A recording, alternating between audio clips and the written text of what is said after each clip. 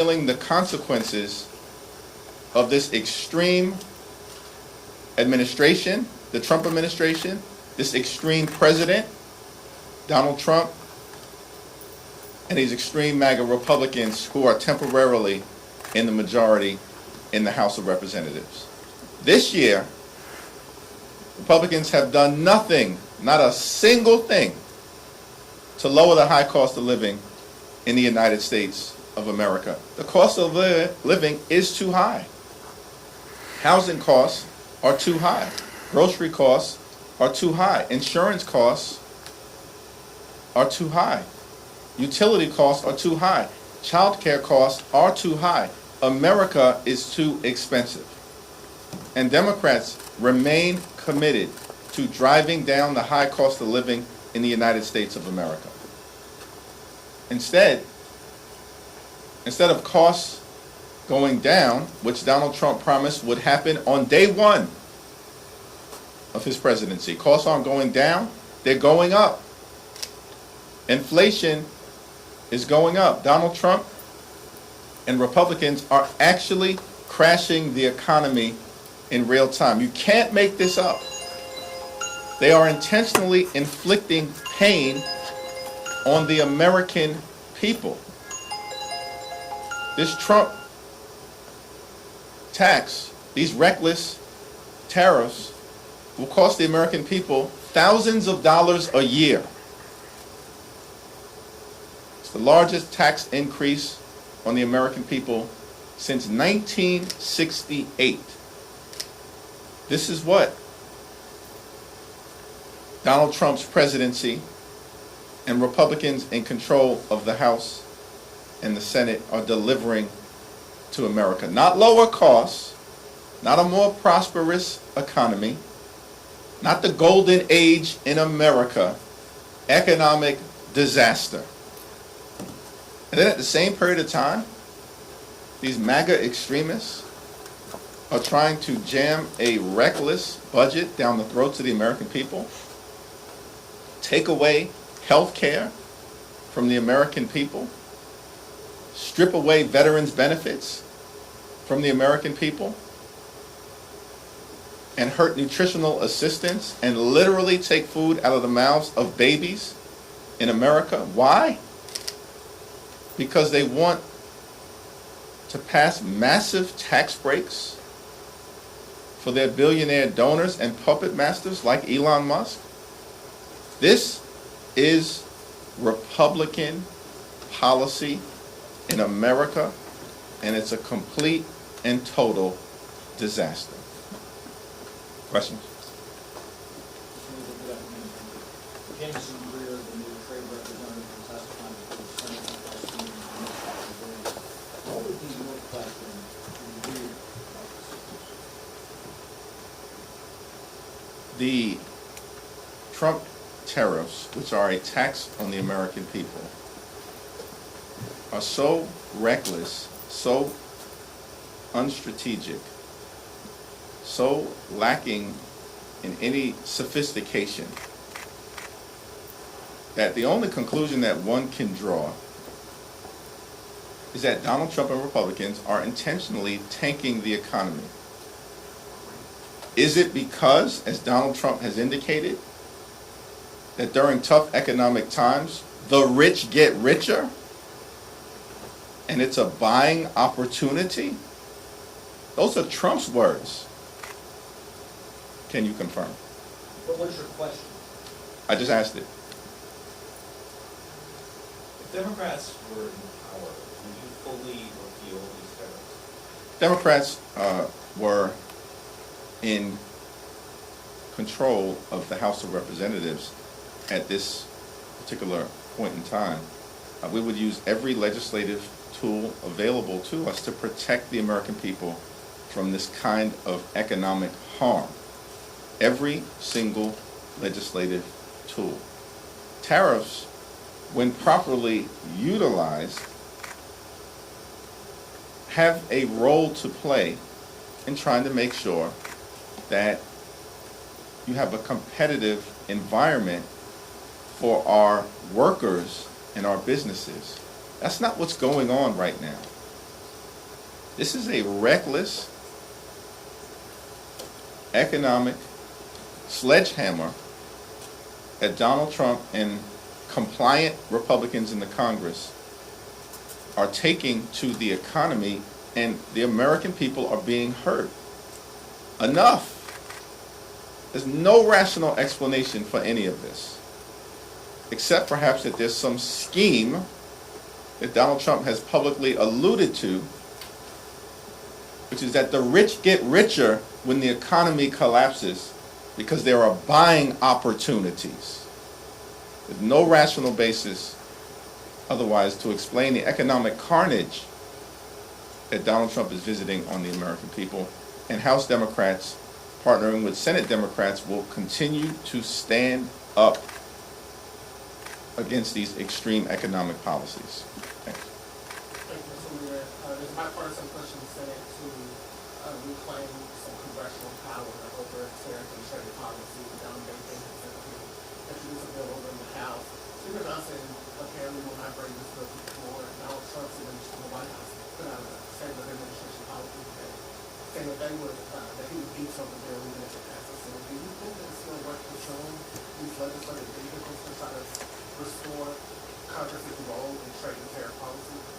Yes, at the end of the day, the Constitution is very clear that tariffs and tax policy, the ability to raise revenue, that authority is vested in the Congress for a reason, because the Congress is most closely associated, particularly the House, with the American people.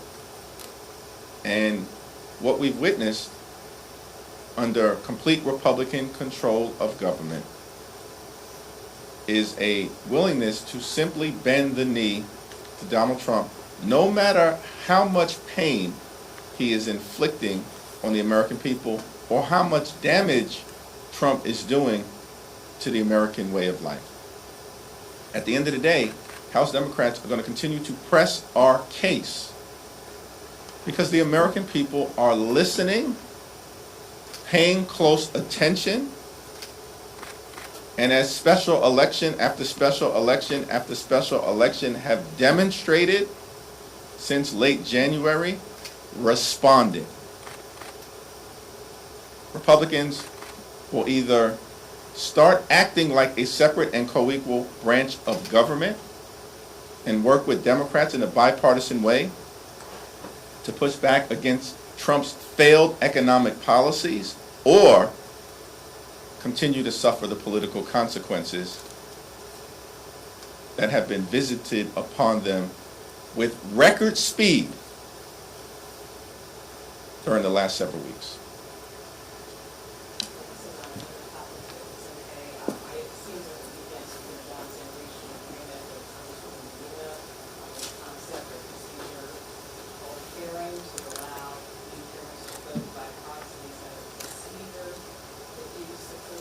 Haven't had the opportunity to fully evaluate this proposal and or talk with Representative Pedersen or Representative Sarah Jacobs, who have been the leaders of this effort on our side. And so I'm going to refrain from commenting on the proposal until I've had those conversations and the opportunity to review this so-called agreement. The question has to be raised: what is the Republican problem with allowing expectant mothers or new mothers to vote on behalf of their constituents? This seems like a very strange hill for them to die on legislatively. House Republican leaders were already embarrassed last week, and the floor of the House of Representatives was, as a result, shut down. Republicans scurried off a sinking ship last week. And it's strange because clearly a majority of members of the House, Democrats and Republicans, have already expressed through the discharge petition and last week's rule vote that it is inherently reasonable to allow new mothers and expectant mothers to vote. This is not a Republican or Democratic thing. It's an American thing. But this speaks to a larger issue. The whole Trump flood the zone approach is designed to create this appearance of inevitability. Nothing was ever inevitable. As if Democrats were going to roll over and allow it all to happen. The exact opposite has occurred. We will never roll over in Congress. We're not rolling over in the courts. And we certainly aren't rolling over in campaign after campaign after campaign across the country where the extremists are losing. And on all of these things, that level of forceful and principled opposition to policies that are hurting the American people, directly or indirectly, in the case of this proxy issue, will continue. Second row.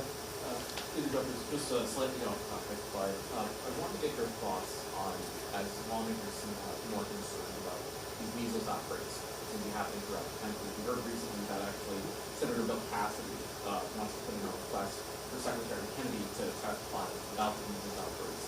What are your thoughts on having him come to the House side as well on this? And do you think that HHS is doing enough to address this? HHS is clearly not doing enough. The fact that we even have a measles outbreak in 2025 is stunning. And it speaks to the incompetence of the Trump administration. We were promised by Donald Trump directly the best, most capable administration ever. Is that what Donald Trump and Republicans are delivering right now? Is this what competence and merit looks like?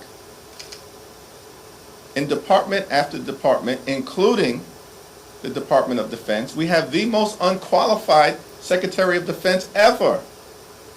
And the others, including the HHS Secretary, are not far behind. And these things have real consequences when you have such an arrogant and incompetent administration.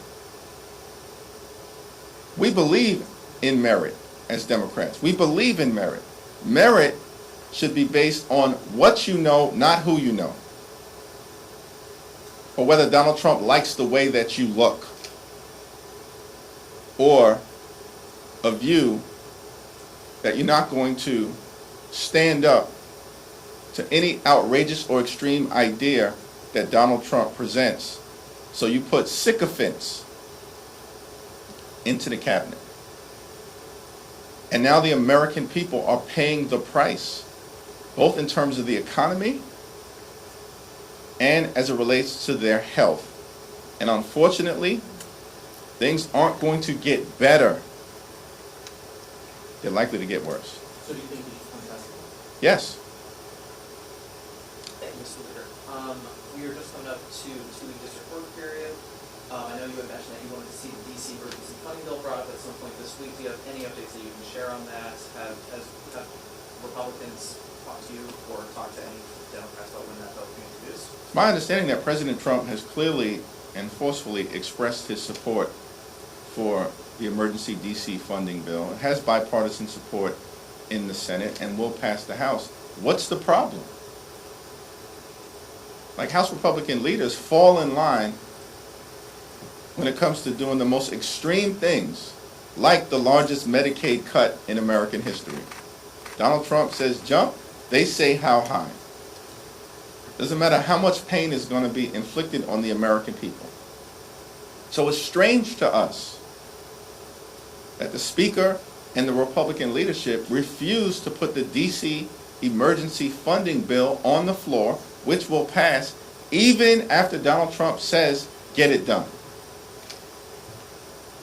It's evidence that you've just got some mean-spirited, cruel people in the House Republican Conference, who apparently are the ones, including the so-called Freedom Caucus, who are blocking Republican leadership from bringing this bill to the floor.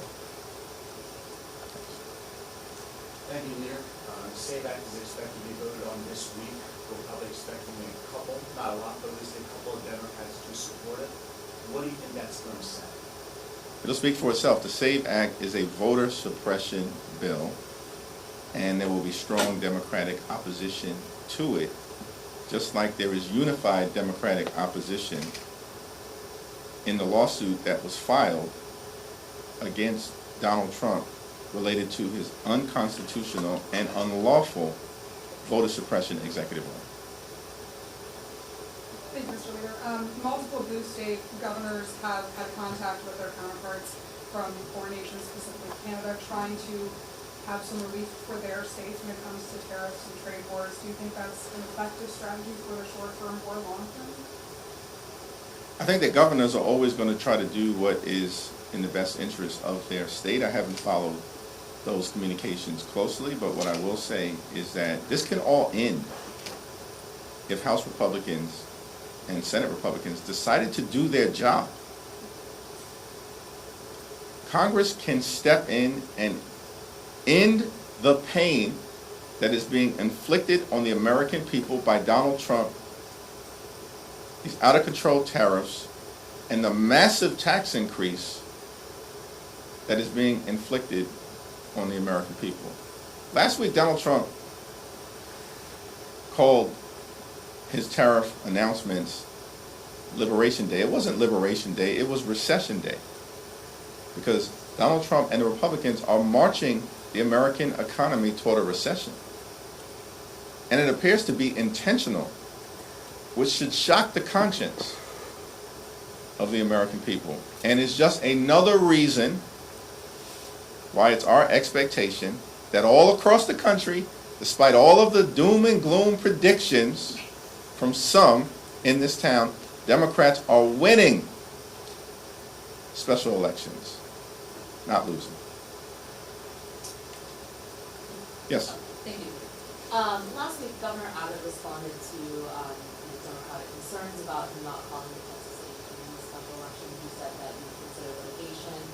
Have you given any direction as to how you would go about that? Would that go through the GSIP? Any details on how that would happen? We're in close communication with the people on the ground in Houston who are impacted, and it's my expectation that an announcement will be forthcoming.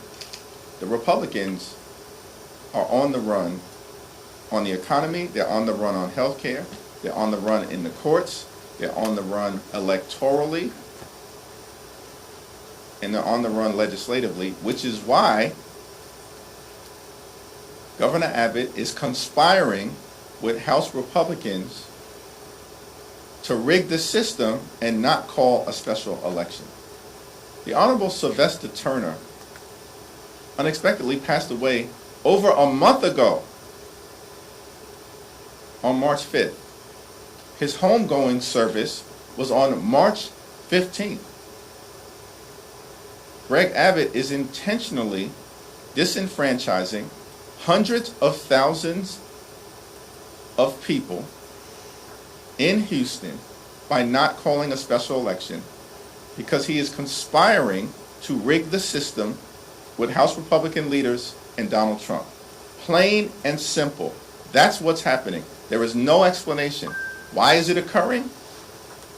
Because Republican policies and proposals are unpopular. They are struggling to govern. We were told they had a mandate.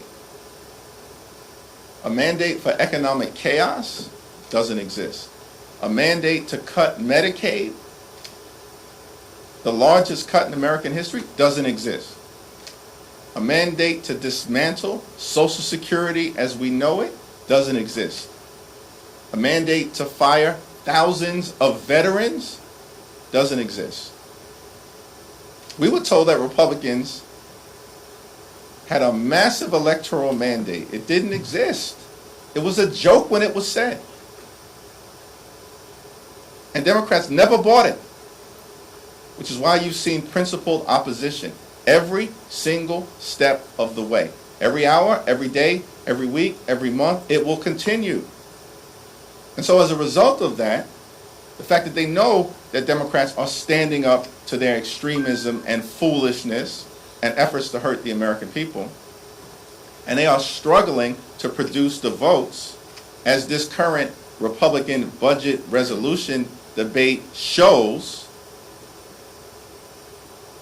They're going to suppress the ability of the people of Houston to actually elect someone. They are rigging the system in real time. They can't win otherwise. They can't win otherwise. So that seat is going to eventually get filled, and the courts will likely have to step in, and the American people are going to continue to express themselves. And we're going to see it in New Jersey, and we're going to see it in Virginia in November. The courts will continue to aggressively push back to stop these extreme executive orders and unconstitutional actions that are being taken. And House Democrats and Senate Democrats are going to continue to work together to make the case to the American people that we are defending their interests and Republicans are actively trying to harm them. Thank you, everyone.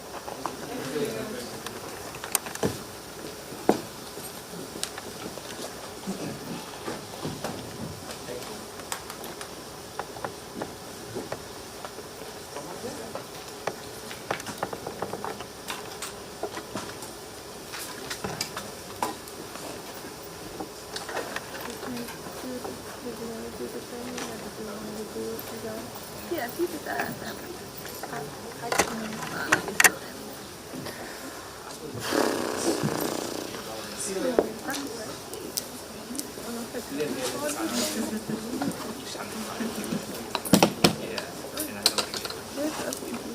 No, I didn't know. You can use this one. No, yeah. Yes, correct. Yeah, it's good. No, I was waiting for everything. I was like,